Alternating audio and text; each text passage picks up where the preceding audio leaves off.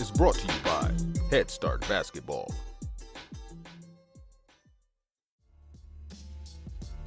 Hey Hoopheads, wanted to take a minute to shout out our partners and friends at Dr. Dish Basketball. We've had their partnership manager and training specialist Jefferson Mason and marketing manager Nick Bartlett on the show in the past, and we couldn't be more excited about what they're doing for the game of basketball. Their Dr. Dish shooting machines are undoubtedly the most advanced and user-friendly machines on the market, and truly accelerate skill development faster than ever. Beyond efficient reps, Dr. Dish provides training expertise and versatility designed to develop complete players. The new Dr. Dish CT machine has further revolutionized basketball training with over 150 plus on-demand individual and team workouts from some of the best coaches and trainers in the game. These workouts include video instruction and combine game-like shooting drills with ball handling, conditioning, and agility drills. Along with workouts, the Dr. Dish training management system also provides stat tracking and analytics to track progress and ensure accountability. These are just a few reasons why top programs like Duke, North Carolina, Louisville, Florida, Baylor, and countless others are upgrading to Dr. Dish. Learn more at drdishbasketball.com. Follow their incredible content at Dr. Dish B-Ball on Twitter, Instagram, Facebook, and YouTube.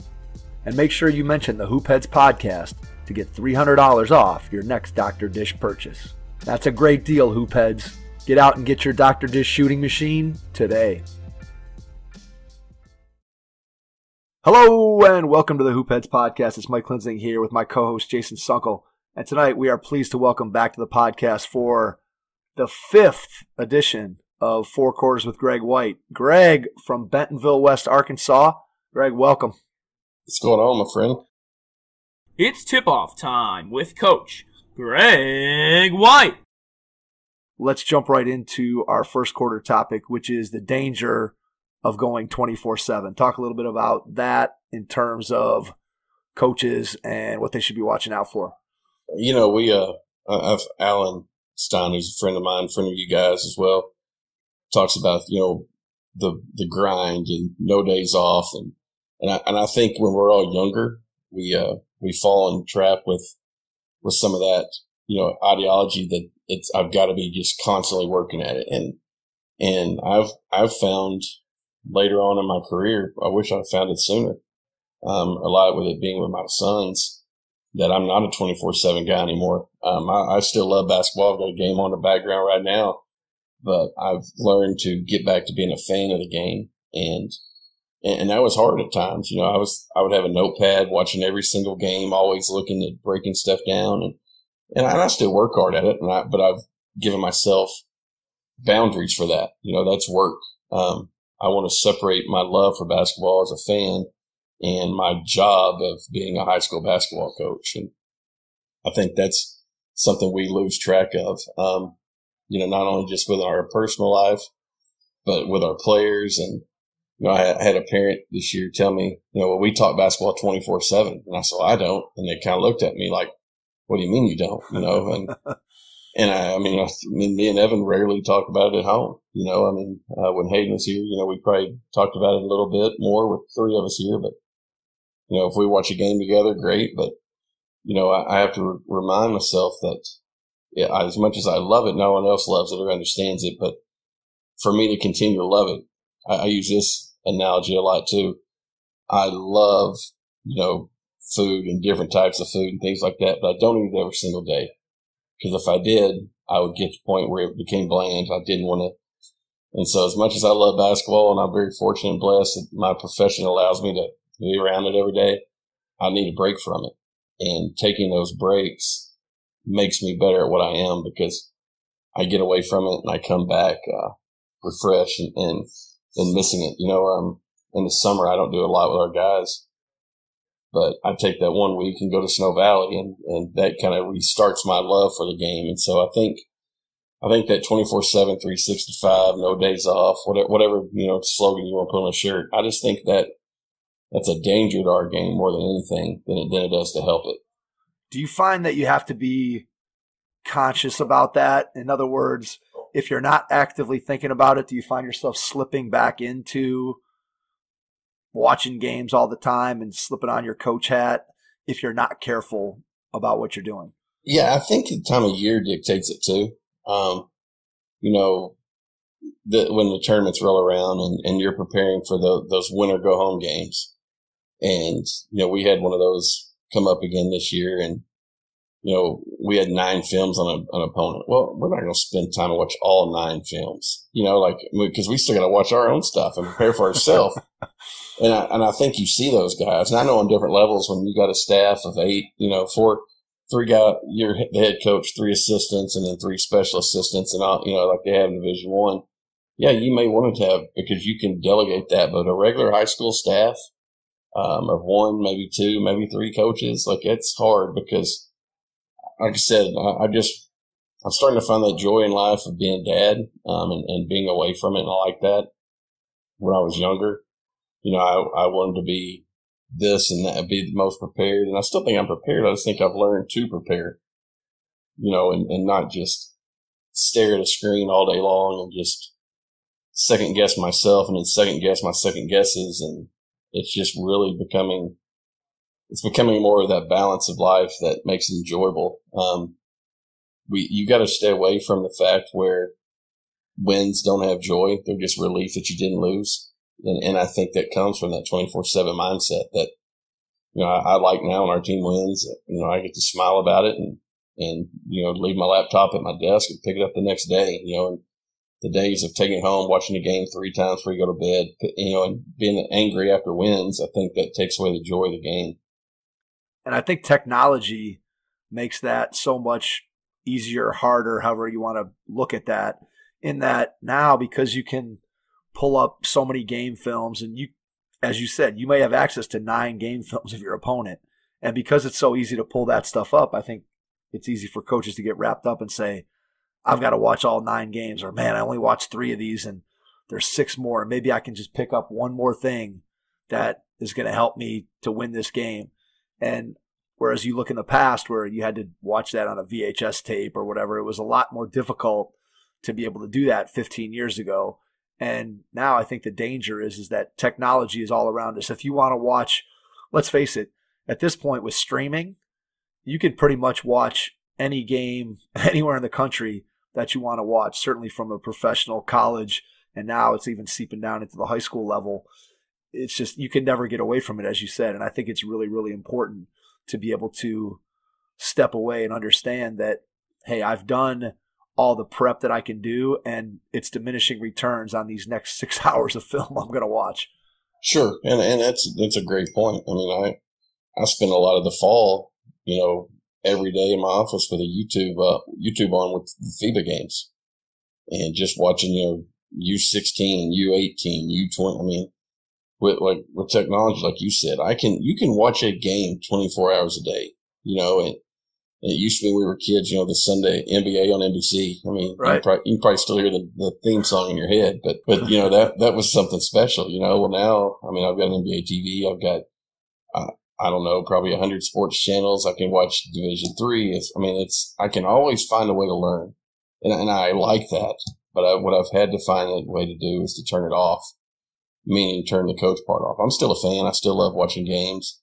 I'll still see something in the game and be like, oh, wow, you know, that kind of got me. And so the next morning, you know, I'll get on Synergy and find that play and make sure I'm make a note of it. But just the constant, and I don't like that word, but grind, really, I was like, I'm not going to do that. Like, if you know people that grind their teeth or you hear gears grind, it's painful. Like, it doesn't sound good. And I love basketball, and I want it to be, you know, fun to be around.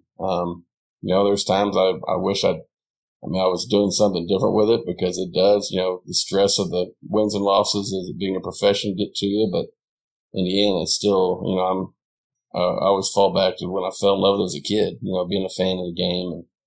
And so that's what I'm trying to, I know toward the end of my career, that's what I kind of feel like I want to be, is I want to be back to that fan, to that kid that, you know, just fell in love with it. Yeah, I think that if you look at the way we all approach the game and the way we were when we were kids, there was something about it that grabbed you, whether that was something when you were watching it, something that you were playing it, and it just took a hold. And then as you get deeper into it and you study it more, and as I've said numerous times, I think you realize the older you get, the less you really know about the game. I think I thought I knew a lot more when I was 25 than I think I know about it now. And it's important to be able to step back to that childhood love of the game and just remember why you fell in love with it in the first place. And I have told this story on the podcast a couple of times, but I think for me, one of the things that's been interesting is I've spent a lot of time over the last 5-6 years coaching all my kids' teams, whether it's the travel or AAU programs.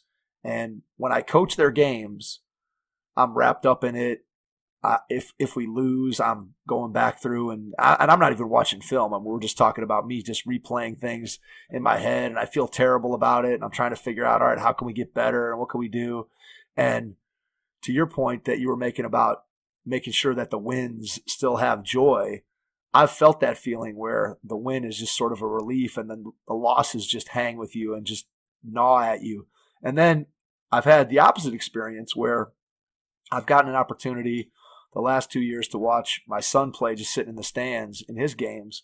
And when I sit in the stands and I watch him play, the game ends. I hope he does well. I hope his team wins. But that game ends, and 5 minutes later, I could care less if he won or if he lost. I'm just like, I just enjoyed watching the game and watching him play. And it's a totally different feeling as a coach. And I think it speaks to what you're talking about, which is you have to remember to keep things in perspective. You have to remember that you need to step away from it in order to be able to come back and appreciate it when you do get into it. And that goes also for players, I think. You think about the player who never steps away, especially now with the AAU culture that we have. Those players, they never get a chance to miss it and then come back in and be a part of it. So I think when you don't miss the game, you don't yearn for it anymore the way you did maybe when you were a kid and you were playing multiple sports. No, you're exactly right. But it kind of hit close to home with us too this year. With my son Evan was a junior and started for us, and right around the end of January, he took a charge, hit his head on the floor, got up, came off the floor, got checked. Everything seemed to be okay. Finished the second quarter. At halftime, they re-evaluated and held him out with a concussion, and he ended up ultimately missing the rest of the season. I knew Evan's he's a good player, and I'm not just talking because he's my son. I found out how good he was based on how our team reacted. We lost 7 to 10 games. Just seeing him be away from it and struggle from not getting to play, more so along the lines of this is the first time he's never played. But his team kind of struggled without him, and just the mentality of I'm not getting to play. The minute he was able to get back on the court, he was back shooting. And so I think there's got to be that balance. Like you said, if you don't miss it, you're really going to struggle to give it your all the time. I think we see guys do that. They cheat reps, they don't do stuff, but it's because of a burnout, or they feel like they're always going to be able to do it. And so there's got to be a balance where you get away from it to really enjoy it. Yeah, and I think that you said it, and I'd echo your sentiment that when you were younger, when I was younger, I didn't necessarily see the value in that. And now you look back on it, and you could certainly say that if I'd had a healthier perspective on things, I probably would have been better off in the long run, both as a basketball player, coach, but also just as a human being in terms of the relationships with families and things. And we all know that coach that's working 24/7, something has to be sacrificed. And, a lot of times that's relationships with family members and things that get put off on the side. And we've talked about it, you and I have talked about it before, just the number of coaches that end up getting divorced or just have, are estranged from their family because of all the time they're putting in coaching. It's important to remember where basketball fits in the perspective of your life. And as important it is to all of us, it still has to come in second behind the people that we love and our families. I agree. And we touched on it too. Like, we're going to, as scary as it sounds and as sad as it sounds, we may find out what a lot of it, because even in the summer, we have summer league games, so we have kid games. We may be without basketball for a while. And so if this is your life, you're going to find some way to fill it anyway. So I'm sure we'll all manage. The first quarter is in the books. All right, let's move on to quarter number 2. We're going to talk about coaches having their resumes ready here as their seasons, whether it's high school or college, come to an end. So talk a little bit about why that's so important in your mind for coaches to be resume ready. I think the big thing is, when the job presents itself, and you guys know when you apply for a job, it seems like it takes you forever to fill out all just the information and the requirements on the websites and getting all your stuff together. So I think it's just smart practice, even if you're happy and not expecting to leave, to every year at this time update your resume. References that you've made, acquaintances, changing your years of service, awards, everything.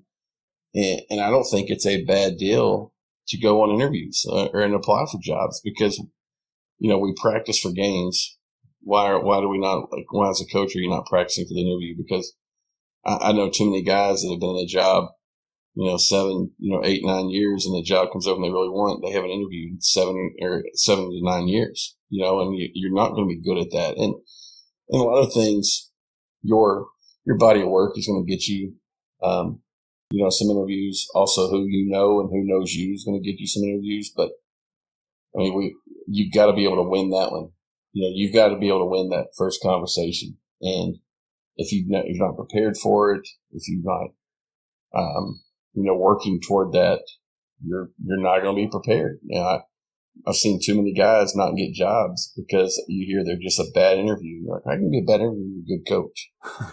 That's what we do. We talk and we share, but, not knowing how to interview, not knowing, and it doesn't have to be a formal, if you don't want to put your name out there and risk, somebody getting mad you're applying, just find a mentor, find an older coach and say, hey, would you help me with this? And just go talk with them. Let them ask you questions. Retired educators love that stuff, that gives them a chance to help.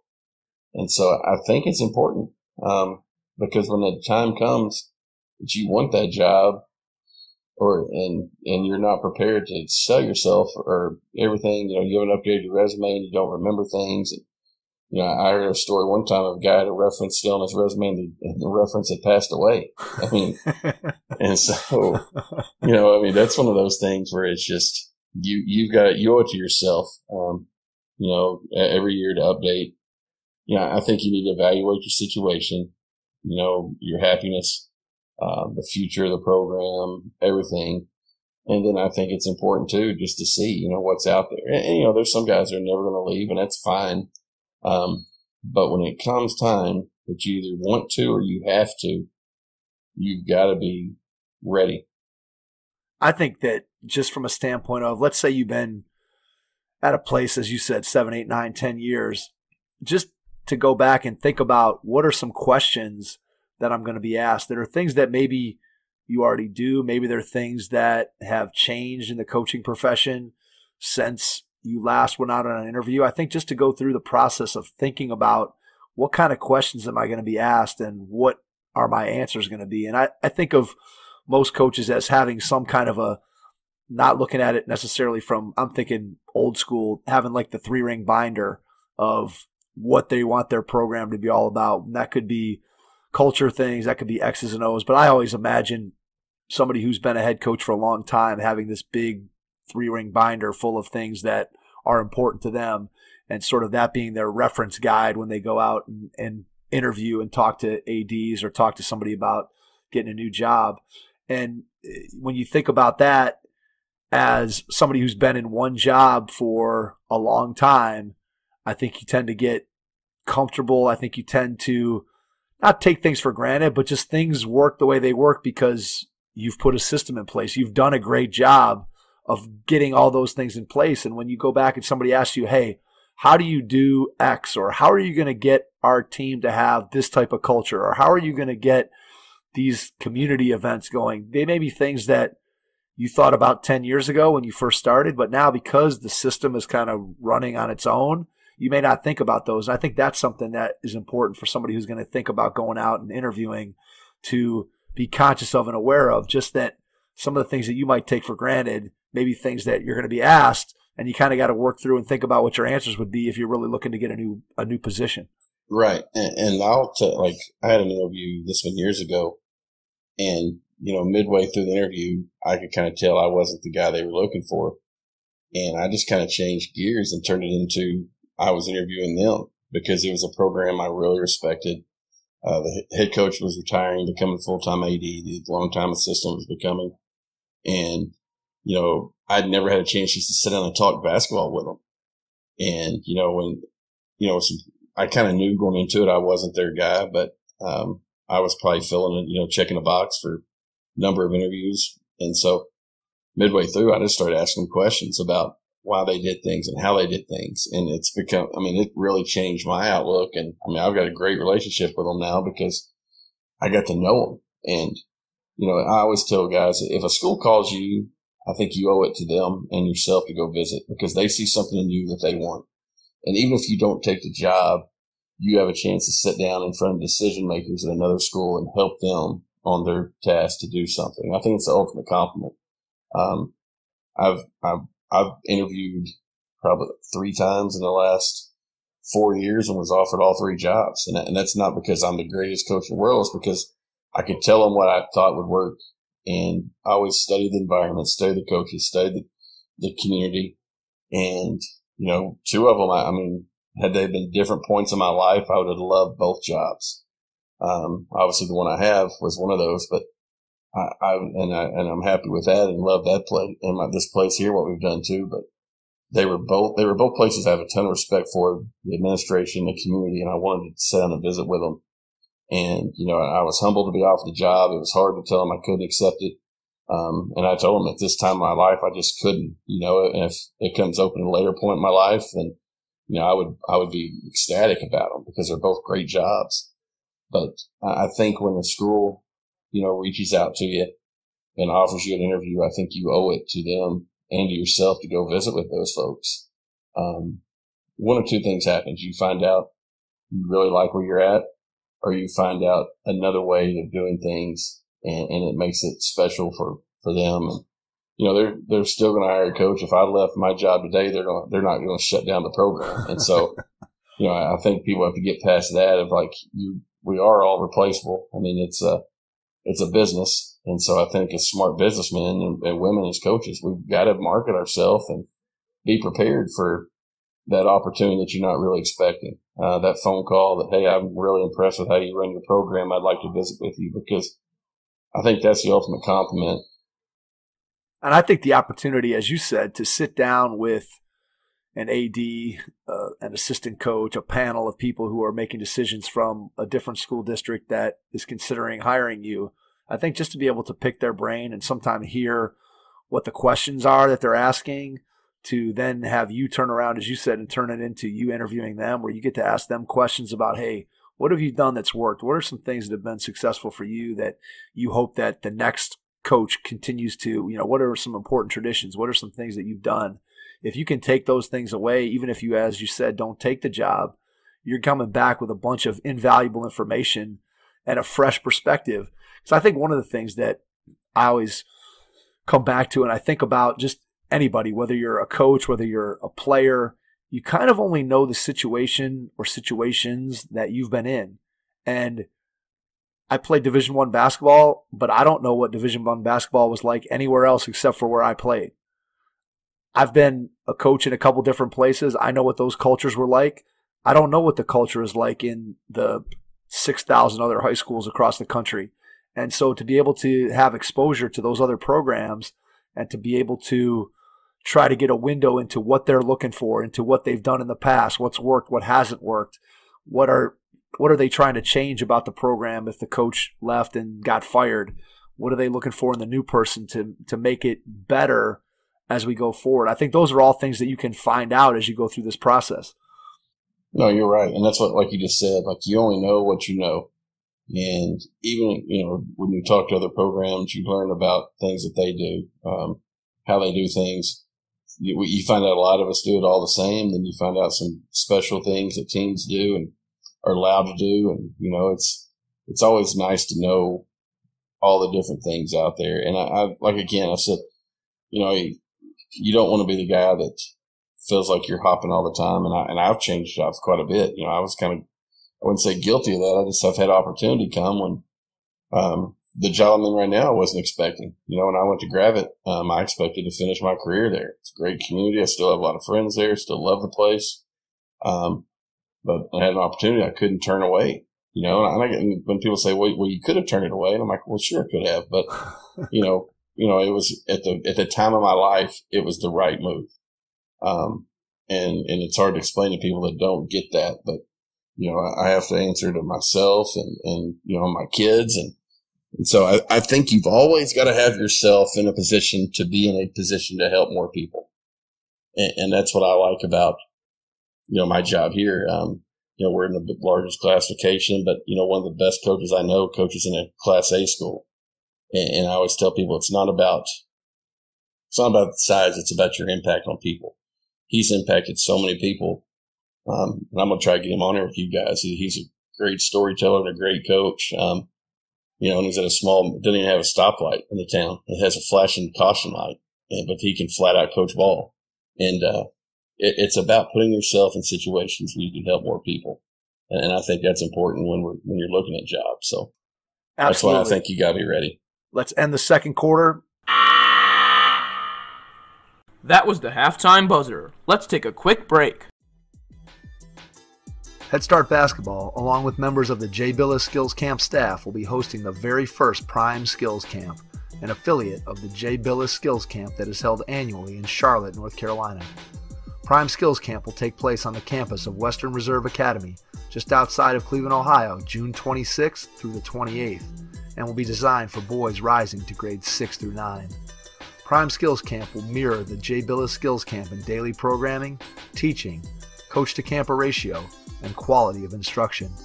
Prime Skills Camp brings all of the team-oriented individual instruction, focus on the fundamentals, and high-level coaching to young men aspiring to a high school varsity basketball experience.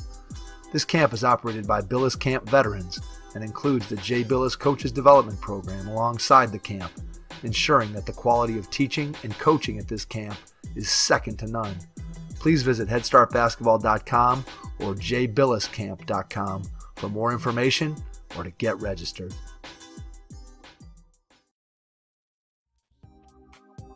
Hey Hoopheads Nation, check out this new offering from Tyler Whitcomb Basketball Coaching Courses. The Nick Nurse Toronto Raptors Playbook by Farshad Alemi is now available. Nick Nurse became the first head coach to win both the NBA and NBA G League titles when the Raptors defeated the Golden State Warriors in Game 6 of the 2019 NBA Finals, winning the Raptors their first championship in franchise history. Visit TylerWhitcomb.com to check out this great resource for improving your team. Let's move on to the third quarter and talk a little about why you feel skill work is so critical at this time of the year. I think, and I'm going to call myself out because I've got to get better at this. So this is one of those public, I'm going to say this and then I'm going to follow through with it. Just looking at what your team needs. We all come off a long season. Most of the end of the season was scheme. Probably not as much skill. I know all of us still do some skill work, but it was a lot more scheme and preparation and worried about legs. And, we finish and we give our guys 3 weeks off. It usually butts up where we're right up against spring break. And so we give them off 3 weeks. Of course, they come in and shoot. They'll play on their own. When we come back, and Great State Arkansas, we can work with our kids year round, except for 2 weeks in the summer. It's real simple. Just let's play pickup. Well, most of your guys, if they're playing in a club, they're getting all the 5-on-5 they need.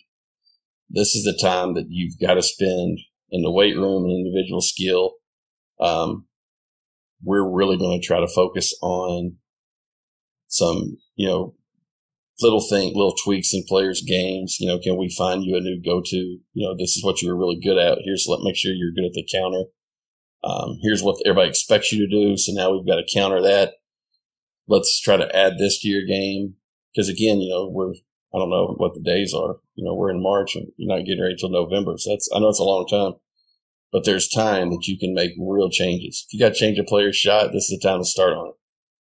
The hard part of that is understanding they're probably not going to shoot different in their club games because kids don't want to struggle. They don't want to fail. So this is a time of the year that you can find small things, small details and really dig into. And it takes some time and coaching. I mean, that's one of the things I've been working on besides scheduling is individual player workouts for coaches and really trying to dive into their game and see what we can fix.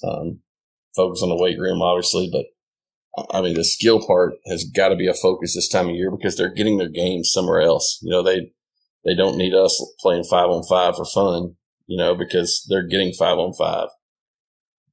How do you go about having those conversations with players in terms of what are the things that they need to improve on? What are the things they need to tweak? If a kid's shot needs to be reworked, describe for me what that conversation looks like. How are you having that conversation? Where is it taking place? And then typically I'm assuming that because you've been honest with the kid throughout their entire career that they're pretty receptive to what you're bringing them in terms of the things that you think they need to work on. So just kind of describe that process in a little bit of detail. This time of the year, the conversation is more of a statement because they've had a full year of either playing JV, playing varsity, not getting any minutes at all. And so this is where, as a coach, you can come out and say, here's why you didn't play. This was where your deficiency was in this skill. We've got to increase that. And because there's, that comment right there, this is why you didn't play. Everybody wants to play. So that makes it, you've got to know, number one, the coach, what you want to pinpoint. You can't have 20 things a kid did wrong. Just cut him. Just cut him. I mean, if you have 20 things he can't do, why waste his time, waste your time? You just cut the player. I mean, because nobody's going to get better at 20. I mean, that's poor evaluation. You got to find one thing that can help that kid because, we're all fans of the NBA. The NBA is a one-skill league for most people. And, can this kid be your best rebounder? Can he be your best defender? Can he be your best passer? Hopefully if he's your shooter, you're not having a conversation with him. It's, the conversation we had earlier, you're trying to add some things. But for any kid that hasn't played the minutes that they want, I think it's got to be a decisive one offensive, one defensive skill. And you find out real quick, if I tell you, hey, you got to become a better defender and, they don't like that conversation. They don't like the comment. Well, they probably don't want to play that much. I mean, and that's the hard part. But the honesty is spring is when, and I know in different states, like for us, we'll have our tryouts before the end of the school year for next year. Now we have so many people that move in. I always leave roster spots, and do another tryout in August for people that move in late. But if you're in our building now, we do a tryout. That way we can have our roster for summer league. And, it's nice, but it kind of causes some problems late too when people move in late, but we're able to start working on that and finding out. So if I'm like, Mike, here's what you're going to do. You've got to become better at this and you don't for the next 2 months, then, that makes my decision real easy. Yeah, absolutely. I think that this is one of the things that always strikes me. And I think about this from both a coach perspective and a player perspective. And what I always come back to, and it's something that you said, is that if the coach is telling you that you need to do X or Y or X and Y, so one defensive thing, one offensive thing, and that's what you need to do to be able to get on the floor.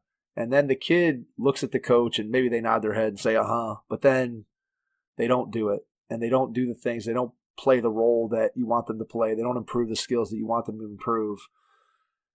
I'm always amazed by the number of players who don't do those things, who say they want to play, but then coach tells them exactly what they need to do to play, and they don't do that. And that is constantly something that is amazing to me, that players don't take advantage of that honest conversation that coaches have. And I think those that do are the ones who you're going to see over the next 2-3 months. You're going to see that explosion in skill development. I think you said it best when you said, right now it's March, season starts next year in November. That's a long time. And I think you kind of underestimate as players how much better you can get over the course of that 6-8 months, whatever it is, if you're putting time in. And just like we talked about, it doesn't have to be 24/7. but you have an opportunity during those 6 to 8 months to really work on and improve your game. And I think there's two pieces to that. I think it's one, improving the skill level that you talked about. And then two, the other thing that you mentioned off the top of this segment was working on your strength and agility. And that's something that has really exploded in terms of the availability of strength and agility outside of what a high school coach can provide. There's now so many people that are doing it. And obviously you got to find the right group and the right person to be able to work with players. But for players, the opportunity to get better, especially if you have a high school coach who's involved and is giving you direction as to where you want to go, I think players underestimate how big of a leap they can take from one season to the next. No, you're exactly right. We have, just talking off our makeup, we have two guys that are in football that played major minutes for us. Everyone else is either full-time basketball or baseball. Our younger guys are big track guys. We have more basketball track than we have basketball football. And so we encourage them, go do something else, like we talked about, get away from the game so you miss the game, you love the game. And I have a hard time with guys that, I'm a basketball only guy. Well, you gotta be better then. I mean, right, exactly. That's just where's all that basketball only time going? Yeah, like if I'm a basketball only guy and I'm not the best, we got a problem. Like, and that's one of the things of being competitive. And I know we've talked about this too, all of us coaches, about there's just not a lot of competitive guys anymore. Like things go bad, you lose a competition. Well, instead of, hey, let's run it back, well, I'll just go play my own team. I'll go do something else, So we want guys competing. This week had a kid who, he throws shot put. He's walking back to the gym after his track practice. And he was like, Coach, can I get in the gym? And I was like, yeah. I said, no, what else is in there? And he said, well, I've already got my shots today. I just want to get another round. It's pretty easy, to find time, like a lot of guys will want to play. Well, I shouldn't be shooting basketball because I'm in this sport. But I'm all against letting a guy come in and getting a full pickup game in football season. But if you can shoot free throws, that's awesome because your touch is there and it's a skill sport. Same thing, he's not going to shoot on a track and field day when they've got, he's got to go throw the shot put, but other days of the week, he's going to do everything. Just like we tell him that we work out with our track team. Our track coach is our head strength guy. And so it's a balance of, I'm going to help you, but you've got to listen. And, I'm going to tell you, like, here's a skill you've got to work on. And you guys know this, there's a lot of great skill, trainers out there but not everybody's a point guard. Now you can train everybody to have ball handling and do all the right stuff, but it doesn't, if I tell you that, hey, Jason, I need you to be the best rebounder coming back. I don't need you doing, ball handling drills the whole workout. You need to be, tossing that thing up and learning to have a nose for the ball. It's a good thing you don't want me to do ball handling workouts because that would not be my forte, Craig. So I appreciate you giving me the rebounding ones. Thank you. It's a good scouting report, huh? That's it. Yeah, it's interesting. I think that I'm going through a little bit of this with my son, Greg. At the end of the season this year, probably about with maybe 2 weeks left, he came to me for the first time ever and he said, Dad, I want to get better. First time he's ever said that to me. And wow. So we started working together on days where he didn't have practice. We'd go and, I told him we're doing an hour. We're not going any more than an hour. I don't care how great the workout's going or whatever. We're going to shut it off at an hour. And so we worked for, the last 2 weeks of the season. We went, 4 or 5 times on days where his team didn't practice. And then the season ended and he said he wanted to do some strength and conditioning. So we got a nice group that's here, that's 2 minutes from our house that I've had some people say really good things about. So he started to do that. But we also talked about his shot. He shot basically a two-handed shot since he's been, his guide hand is completely all over the ball and helps to shoot the ball. And I said, look, if you want to ever be a good shooter, you're going to have to change your shot. Like, we can get you to probably mediocre if you just want to take thousands and thousands of reps with this bad form. But if you really want to be a good shooter, like, we got to completely fix it. So we set out. I actually bought an online little video series from Dave Love, who has been a guest on the podcast and also works with NBA players. He's the guy who changed Tristan Thompson's shot from being a lefty to being a righty.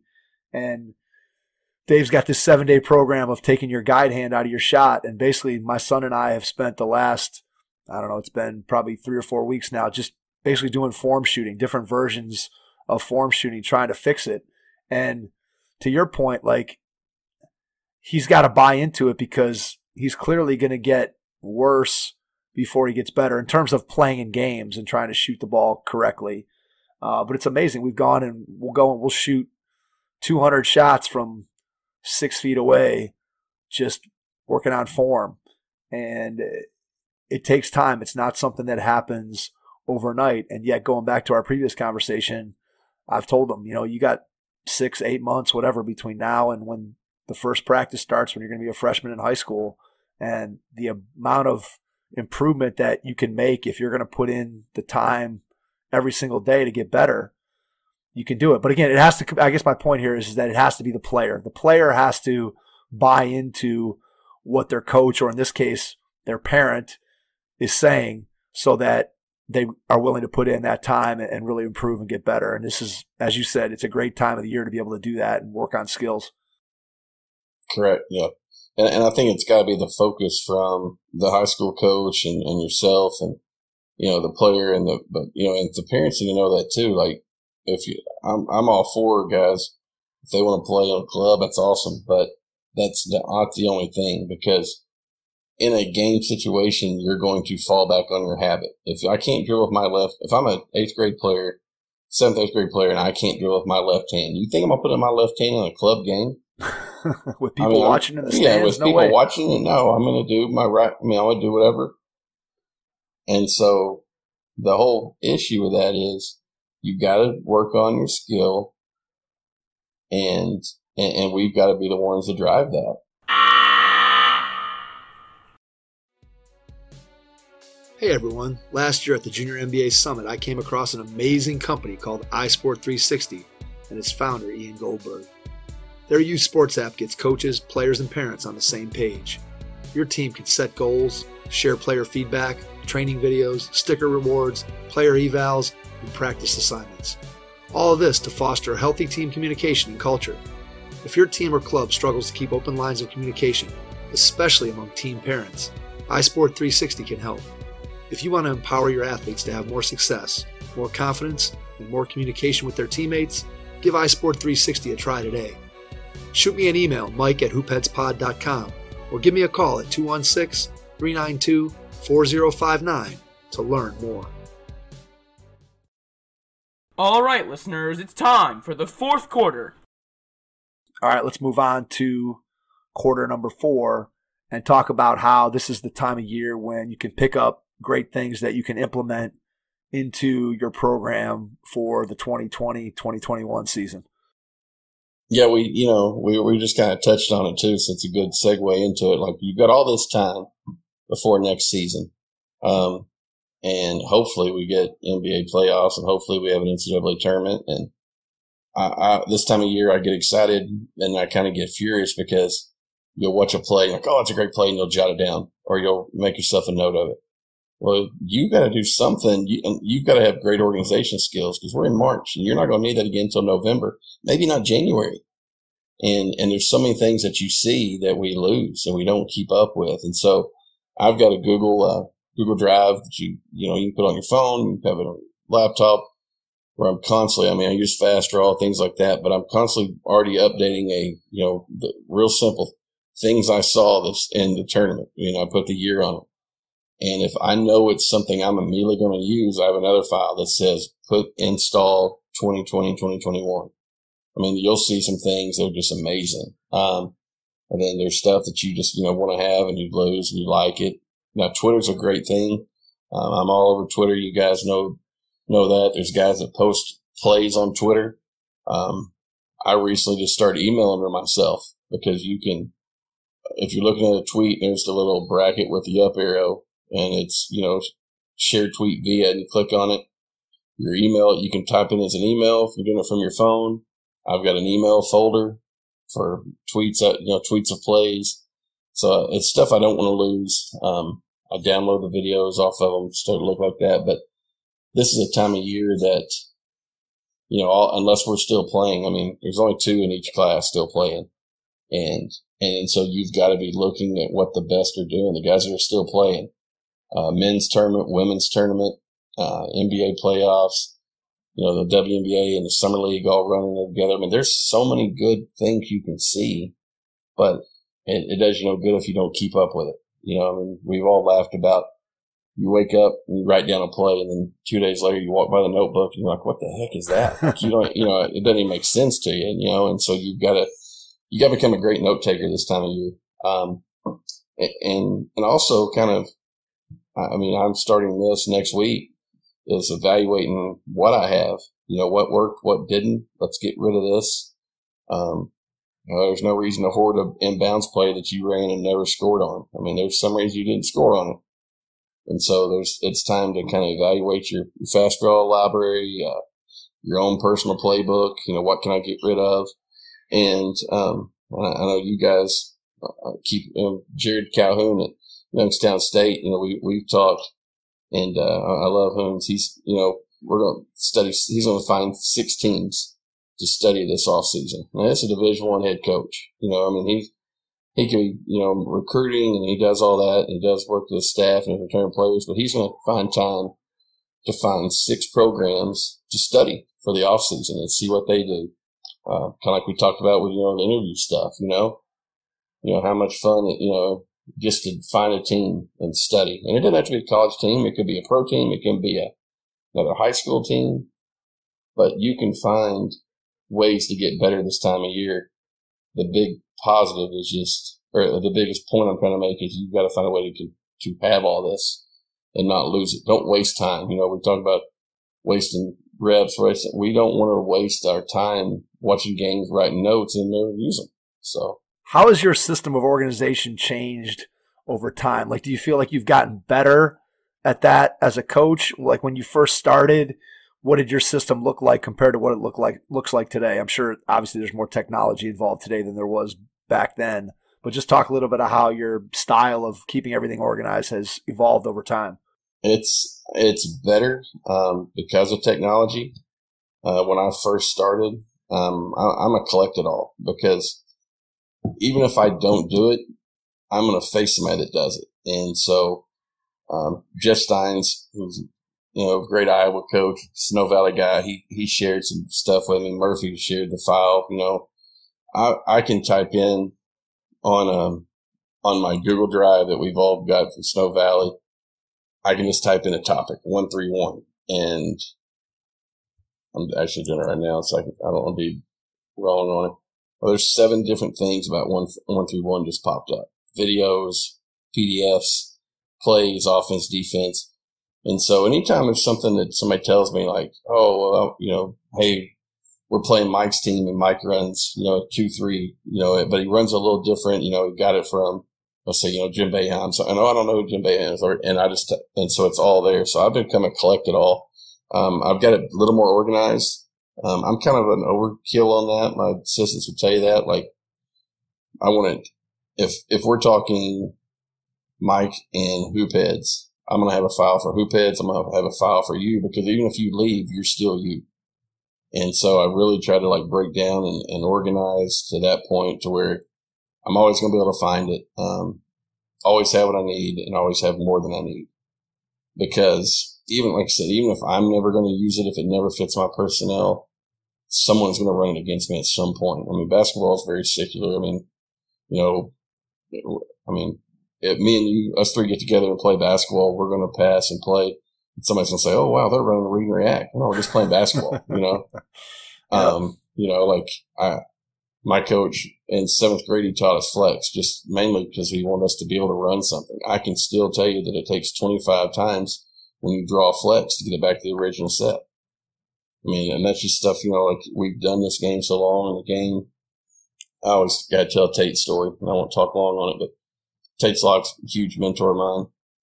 I called Tate's, and I was like, Tate's, I was like, I need some help. And he was like, okay, what's new, and kind of gave me some TV material words. But I was like, hey, I said, Tate's, I said, we're playing this team. They got a really great player, Malik Monk. They run a zone. How are we going to beat them? He goes, Ken Norton, clock offense. And I just sat there and I was like, that's it? And he was like, that's it. And I was like, okay. So, of course, I don't know who Ken Norton is, and I don't know what the clock offense is. So I type in Ken Norton.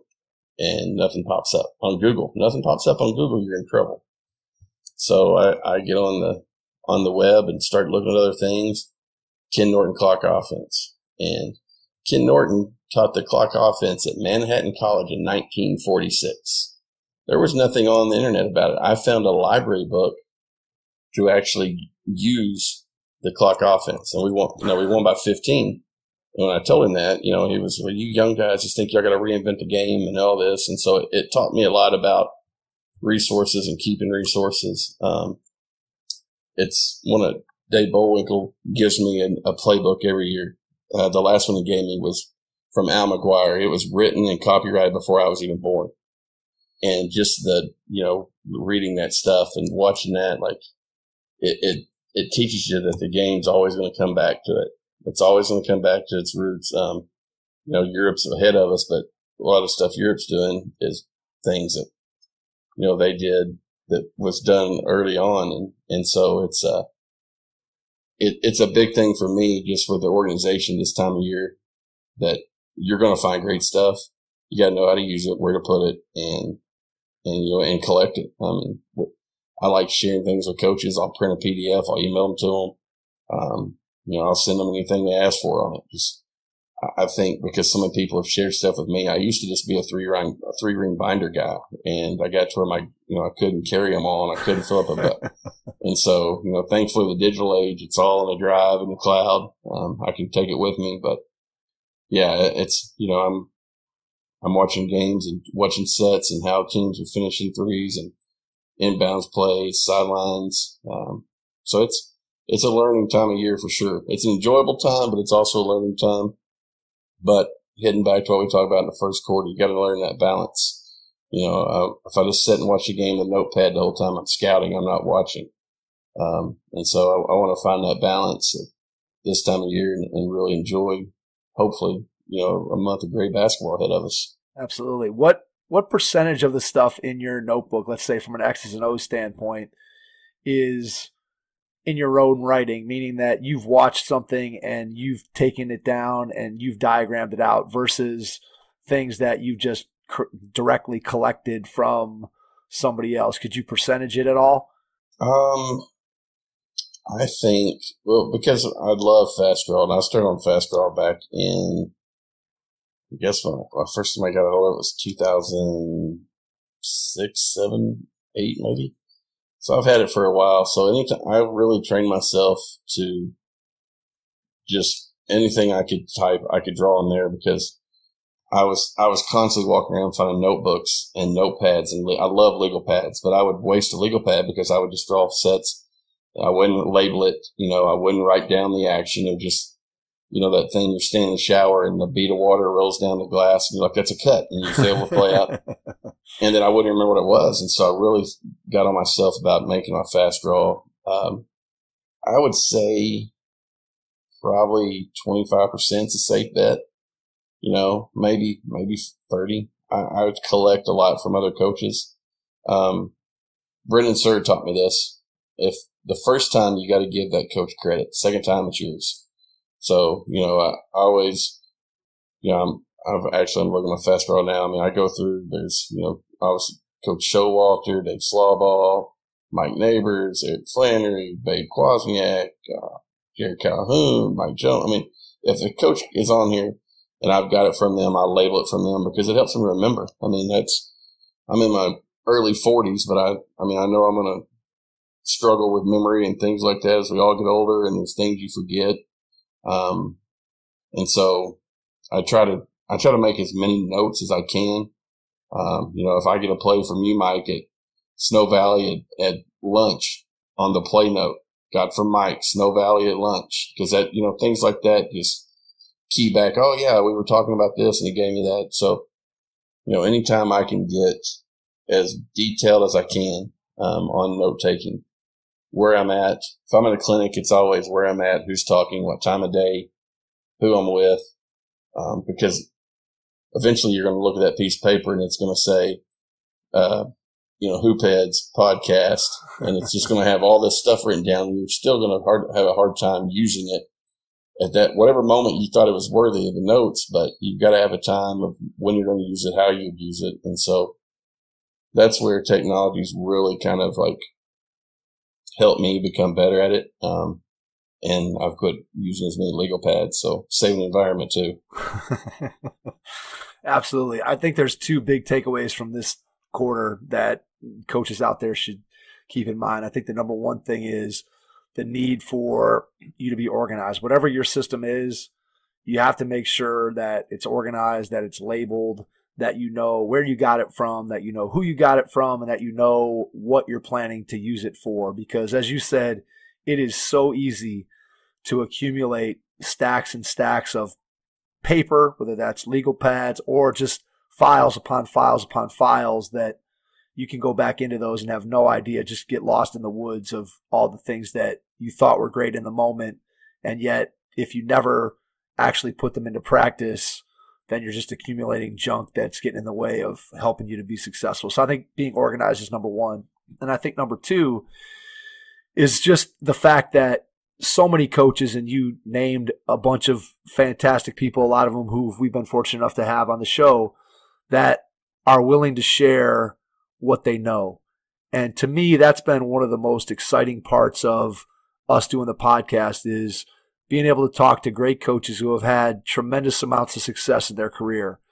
And yet those people are so willing to talk about what made them successful, to share with other coaches, say, look, here's what we're doing. Here's what's been successful for us. Here's why it's been successful.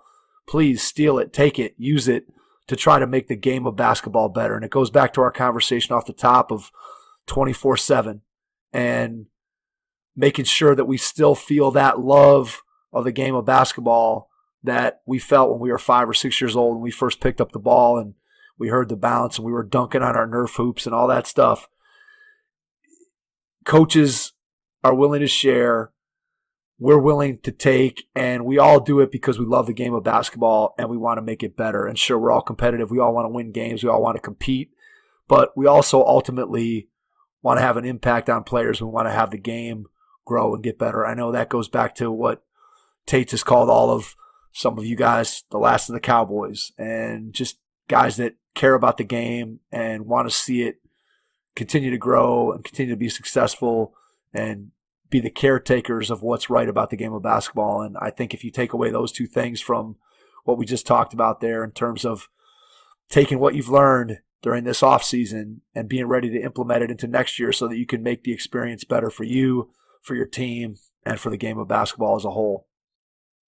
No, you're exactly right. And just like you said, like Coach Showalter, I mean, it's a huge influence on me. And I was at a clinic that, he was speaking at, and, he's one of the first guys to be sitting on the front row taking notes. And you're like, this guy's forgot more than I'm ever going to know. I mean, 40-year career in high school, USA undefeated, coaching USA teams at 16-0. And for him to sit there and it's not, he's not a word for word guy, but anytime somebody makes that point, it's the mind candy, he talks about, or a teaching note that I never thought of that. You see a guy of his stature, and you've been around him to know how humble he is, but you see a guy of his stature taking notes and participating like he's a first year coach. I mean, that's what makes basketball coaches so special. Is the openness to share. We had our conference meeting, a couple weeks ago, I guess it was.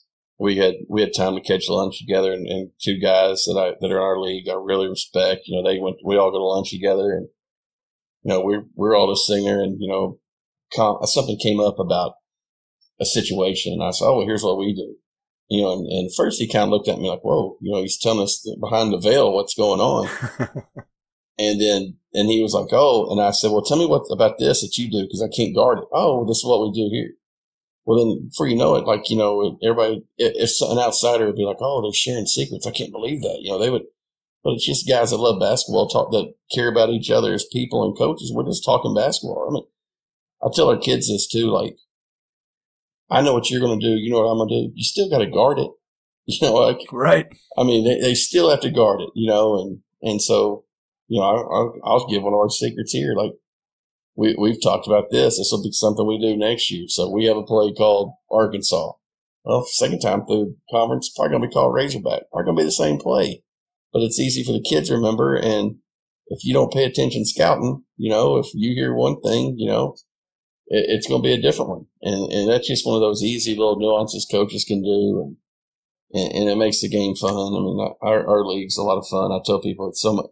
The 2 leagues I've been in Northwest Arkansas have been so much fun and made me a better coach because guys work hard and they do a great job. But, I mean, it's just they care about the game and guys like you. And I mean, this is that time of year too when you're exhausted from games and it's over. And I tell people, I say I don't ever go on to, well, it didn't end the way we didn't want to. Well, everybody knows that, coach. You didn't win a state championship. Like, if you want to tell your kids bye, just tell your kids goodbye. But I always sit back and think about, is this what I want to be doing? And the answer is always yes. And then the other answer is, how can I help other people that help me like I've been helped? And, whether it's talking at clinics, whether it's answering emails, answering Twitter, sharing things, being lucky enough to get on podcasts with you guys. I think it just boils down to keep sharing the game, keep caring about the game. And that's what makes coaches special. I agree. And I think it's a matter of just being selfless and understanding that it's not all about you and your ego and your team and what you're doing and how smart you are. Because as you said earlier, the game recycles itself. And whenever you think you've invented something new, it's probably been around for 30, 40, 50, 60 years. And somebody's probably been doing it before. And I think ultimately what we all want to do is share what we know to be able to make the experience for ourselves, our fellow coaches, and the kids who are playing the game. We want to make it better. And ultimately that creates an environment where the game can grow, the game can continue to improve. And when that happens, we all win. And that's really what ultimately to me it boils down to. And that's kind of been the theme of what Jason and I have tried to do with the podcast is give coaches who want to share an opportunity, a platform to be able to put out there what they know so that other coaches can benefit and don't have to reinvent the wheel. They can hopefully pick up things from what we've been able to share, what coaches have been able to share, and hopefully we've continued to be able to connect people through what we've been able to do. And ultimately, that's what it's all about, is growing the game of basketball and making it better. And I think we should wrap up there, Greg. That's game, man. I want to give you a chance before we wrap up to give your contact information. I know you've done it numerous times, but let's share it in case somebody's just jumping on here with us for the first time. Let people know how they can reach out to you, how they can follow you on social media, and then we'll hit the final buzzer. Yeah. So on my email is gwhite32@att.net. And then my Twitter account is gregwhite32. So it's mostly basketball stuff. Every once in a while, a little bit of satire, sarcasm, but usually basketball, a lot of fun. You guys have questions and, or just want to talk basketball. That's my favorite, is just hearing other coaches' stories and, and trying to share what my journey and anything I have that can help them and get help from those guys too. I mean, it's funny the number of times I'll talk to a coach and they end up helping solve an issue I'm having. And so that's just coaches helping coaches. So on Twitter, it's gregwhite32, and, hope this helps some guys out there and kind of gets ready for what'll be here before we know it. The 2021 season will be coming. So absolutely. Greg, we can't thank you enough for jumping on with us. For our listeners out there, if you're not following Greg on Twitter, you want to make sure that you give him a follow, because he's always involved in lively discussions and has a very unique perspective on what basketball is all about. And I'm sure if you listen to this episode, you've heard his passion for the game of basketball. And so, Greg, again, thanks for jumping on with us. We really appreciate it. And to everyone out there, we will catch you on our next episode. Thanks. Registration is now open at headstartbasketball.com for this summer's Head Start basketball camps. We'll be hosting camps for boys and girls in grades 1 through 6 throughout the greater Cleveland area. Get registered today and make sure you hit the courts with us this summer. Thanks for listening to the Hoop Heads podcast, presented by Head Start Basketball.